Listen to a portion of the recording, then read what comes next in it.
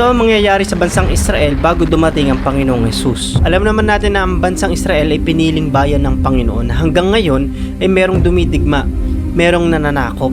Kung titingnan natin mabuti habang tayo ay nasa huling panahon, merong sinabi ang Panginoong Hesus sa Matthew chapter 24 bago ang kanyang pagbabalik sa pangalawang pagkakataon. Ang sabi niya, bago siya dumating, ito ang magiging senyales sa itsura ng mga huling araw, katulad ng panahon ni Noah bago ang matinding baha at ang paghuhukom ng Diyos sa panahon ni Noe. Ito yung sinabi ng Matthew chapter 24 verse 37. Kung ano ang mga ginawa ng mga tao nung kapanahunan ni Noe ay ganun din ang gagawin ng mga tao sa pagdating ko na anak ng tao. Kung titingnan natin ang Genesis chapter 6 verse 13, kaya sinabi niya kay Noe, lilipulin ko ang lahat ng tao dahil sa kanila. Lumaganap ang kasamaan sa mundo, lilipulin ko sila kasama ng mundo. Kapag lumaganap yung kasamaan sa mundo at matindi na po yung kasamaan na nangyayari sa kapanahunan natin, it's a sign na malapit nang dumating ang Panginoong Hesus. Basahin natin yung English Standard Version. And God said to Noah, I have determined to make an end of all flesh, for the earth is filled with violence through them. Behold, I will destroy them with the earth. Ang sabi dito, the earth is filled with violence, na puno ng kasamaan bago po yung matinding baha. Bago dumating ang Panginoong Hesus, ang sinasabi ng Matthew chapter 24 na sign na sinabi ay mapupuno din ng kasamaan ang ating mundo. Kung titingnan pa nating mas mabuti kung ano yung sinasabing violence sa Genesis chapter 6 verse 13, ito yung tinatawag sa Hebrew word na Hamas. Narinig nyo ba yung salitang Hamas?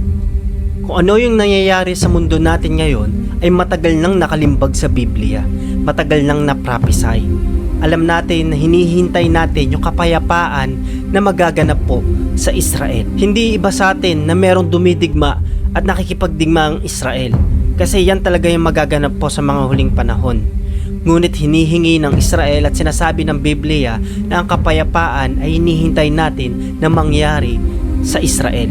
At ang kapayapaan na yon ay darating lang once ng Panginoong Hesus ay bumalik sa pangalawang pagpaparito niya sa mundo.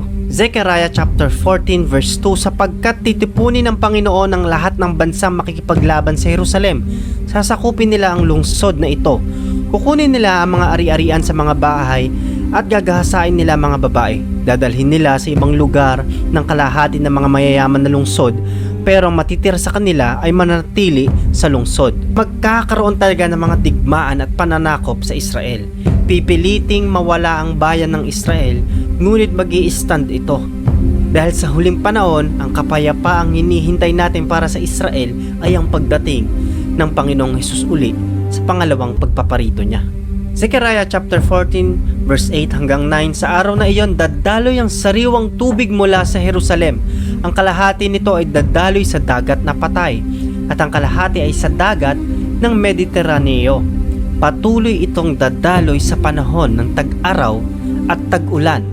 Verse 9, ang Panginoon ang maghahari sa buong mundo, siya lamang ang kikilalaning Diyos at wala nang iba. Ngayon tingnan natin yung salitang gasa sa Biblia. Ang salitang gasa sa Biblia ay puro pagwasak, puro digmaan. Amos 1:7, kaya susunugin ko ang mga pader ng Gaza at ang matitibay na bahagi ng lungsod na ito. Zephaniah chapter 2 verse 4, at wala nang matitira sa Gaza at sa Ashkelon. Ang mga mamamayan ng Ashdod ay papalayain sa loob lamang ng kalahating araw. Papalayasin din ang mga mamamayan ng Ekron sa kanilang bayan. At kung mas titingnan nating mabuti, ang lahat nakalagay sa Biblia ay napakatagal na pong nakalimbag, napakatagal nang nakaprophesy.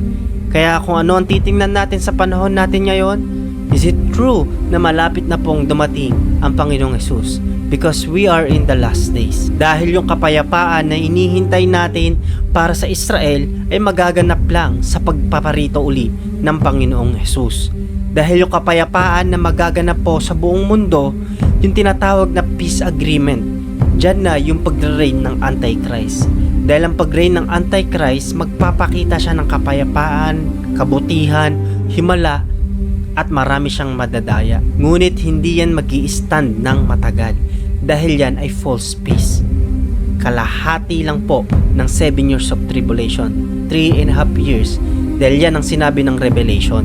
Revelation chapter 6 verse 2, nang tumingin ako, nakita ko ang isang puting kabayo. Ang nakasakay sa kabayo ay may hawak na pana. Binigyan siya ng korona at umalis siya upang lumusob at magtagumpay sa pakikipagdigma. Ang puti ay sumisimbolo sa kapayapaan.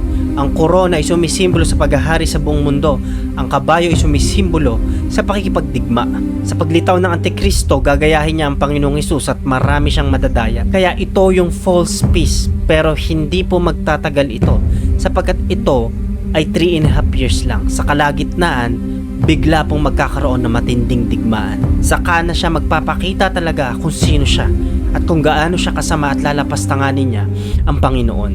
Yan yung peace na darating po pagdating sa mga huling panahon. Hindi natatapos pananampalataya at pagtanggap sa Panginoong Hesus. Dahil ang sinabi ng Biblia, makakarinig pa tayo ng napakaraming digmaan. Ngunit ang digmaan ay magwawakas sa pagdating ng Panginoong Hesus. At ang kapayapaang pangwalang hanggan ay nagmumula sa ating Diyos.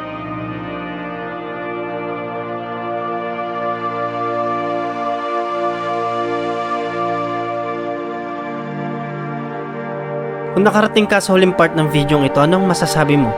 Let me know in the comment section. Salamat. Hanggang sa susunod na pagkikita natin, marami ka nawang natutunan. Ito ang inyong likod, Pastor Gab Bueno.